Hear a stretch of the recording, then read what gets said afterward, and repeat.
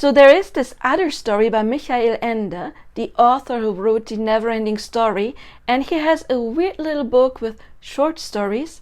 I do have it there in the shelf in German, but I found that one specific story that I was looking for online, and I had AI read it for me. So we're going to listen to that story in a little bit. This story is specifically about manifesting, even though that word manifesting is not mentioned in there, but it already starts with a man who is dreaming his wings into reality. Just like we do in SATS, right? We go into this meditative state, and then we have our scene, our desire, and we craft it, and we go into that on the other side in the dream world, in our imagination, and then we will experience it in the physical as well. But I don't want to tell you too much. Let's listen to the story now. With the expert guidance of his father and master, the son had dreamed himself wings. For many years he had built them in his dreams, long hours at a time, feather by feather, muscle by muscle, little bone by little bone. He had let them grow out of his shoulders at the proper angle. It was particularly difficult to see his own back properly in the dream, and he had slowly learned to move them correctly. It had been a trying ordeal. Patience and practice, until, after countless failed attempts, he was finally able to briefly lift himself into the air for the first time. But then he had gained confidence in his work, thanks to the constant kindness and strict support with which his father guided him. As time passed, he became so used to his wings that he saw them as part of his body, so much so that he began to feel pleasure and pain in them. Finally, he needed to erase the years he had lived without them. Now he had been born with them, as he had been with eyes and hands. He was ready. Leaving the labyrinth was not forbidden. On the contrary, whoever succeeded was considered a hero, someone with exceptional gifts, and people would tell stories about them for many years. But this was only granted the happy few. The laws that governed the people in the labyrinth were paradoxical but immutable. One of the most important ones read, "Only someone who leaves the labyrinth can be happy, but only a happy person will be able to escape it." But happy people were rare, even over millennia.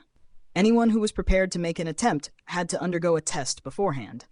If he didn't pass it, he himself wouldn't be punished, but his master would be, and the punishment was harsh and cruel.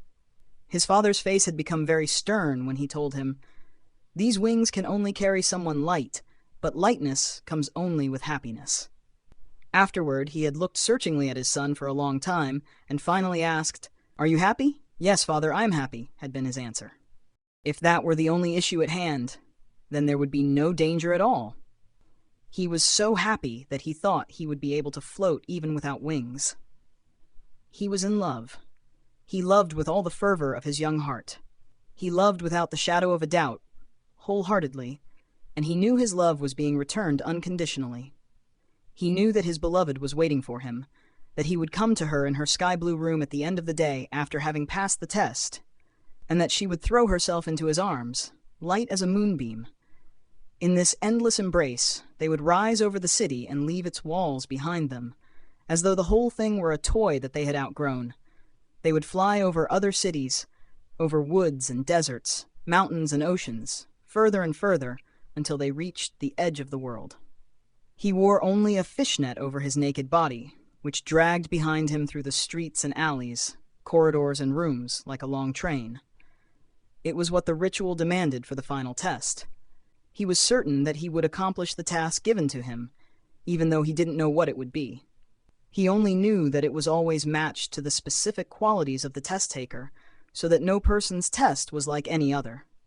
One could even say that the task consisted of discovering, through true self-knowledge and awareness, what the task actually was. The only strict order that was given to him was that he could not, under any circumstances, visit the sky-blue room of his beloved during the duration of the test, meaning before sundown. Otherwise, he would immediately be excluded from the test. He laughed a little to himself at the nearly furious strictness with which his honorable and affectionate father had delivered this order. He didn't feel the least desire to go against it. There was no danger here for him.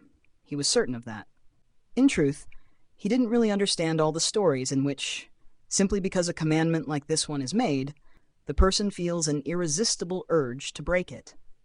While walking through the confusing streets and buildings of the labyrinthine city, he had often passed that tower-like building where, on the very top floor, just beneath the roof, his beloved lived.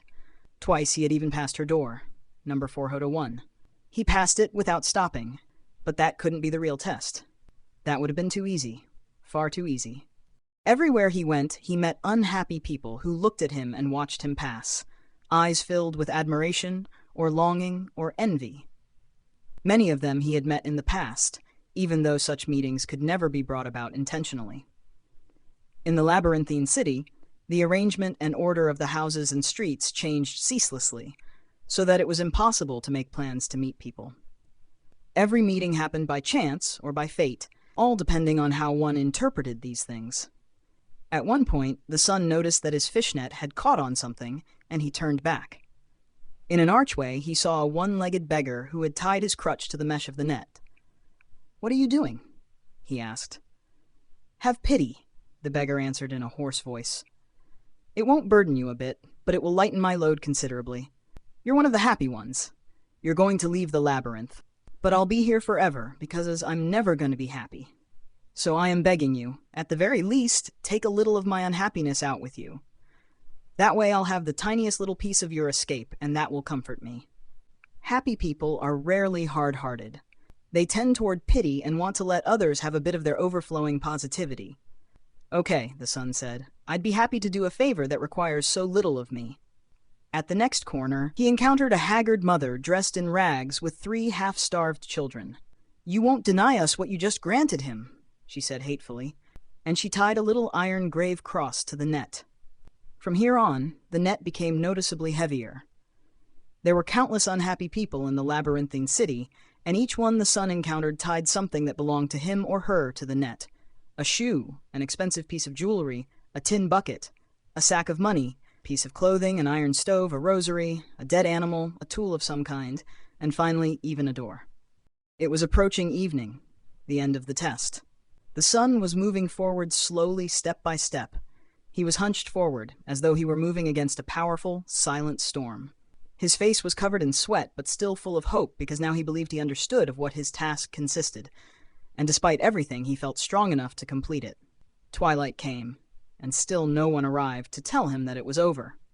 Without knowing how, he had arrived at the roof terrace of the tower-like house with the sky-blue room of his beloved, despite the infinite weight that dragged behind him. He had never noticed before that you could see down onto a beach from up here, perhaps because the beach had never been at that precise location before. The boy was deeply troubled that the sun was sinking down beneath the hazy horizon. On the sand stood 4 winged people just like him, and he heard, though he couldn't see the speaker, how they were being set free. He screamed down, asking whether they had forgotten him, but no one took any notice. He jerked at the net, his hands shaking, but he couldn't free himself. He cried out again and again for his father, begging him to come and help, leaning as far as he could over the railing. Down below, in the final sliver of daylight, he saw his beloved, covered in a black veil, being led out the door. A carriage drawn by 2 black horses appeared. On its roof was an image of his father's face, filled with sorrow and despair. His beloved got into the carriage, and the vehicle began to roll away until it disappeared into the darkness. In that moment the son understood his task, that he should have been disobedient. He saw that he had failed the test. He felt his dream-built wings wither and fall away from him like autumn leaves, and he knew that he would never again fly, and that he could never be happy again. And he knew that however long his life lasted, he would remain in the labyrinth. Now he belonged with the others. I know the story doesn't have the most happy ending in the world, but still I think it is so powerful and it is such an inspiring story. But it also shows you the danger of listening to other people, taking on their baggage. And he took on their baggage quite literally. But if we take on other people's baggage, that can pull us down. And I know the story, it is also a little bit about the law of attraction, because it does talk about frequency. We do have the sentence, you're only happy once you leave the city, but you can only leave the city once you're happy. So you could say it's also a little bit like doing shadow work. You have to step into the energy of happiness, and he gets rewarded with literal wings. once he crafted them on the other side, all of a sudden he has them in his real life. And he only gets them after he has felt them so natural, as if he was born with them. Neville Goddard talks about this as well, living in the end. It is like we have to become the person who already has it, and not be the person who is doing the technique in order to get it. No, it doesn't work that way. But in that moment where you have your scene or your affirmations, for your subconscious mind, it is real in that moment. And I do have another video where I talk about one of the German Ho'oponopono books that I have. And there is this part, I made a video on that your subconscious mind cannot differentiate between what is real and what is just imagination.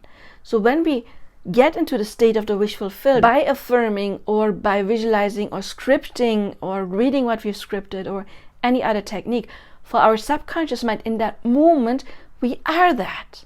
And then we just have to watch out that once we get out of, the practice, we stick with our mental diet and we don't go to the opposite. Please watch my video on thought transmission and how that is always working, because I talk a little bit more in depth about that there. What do you think about that story? I kind of advise to read the entire book.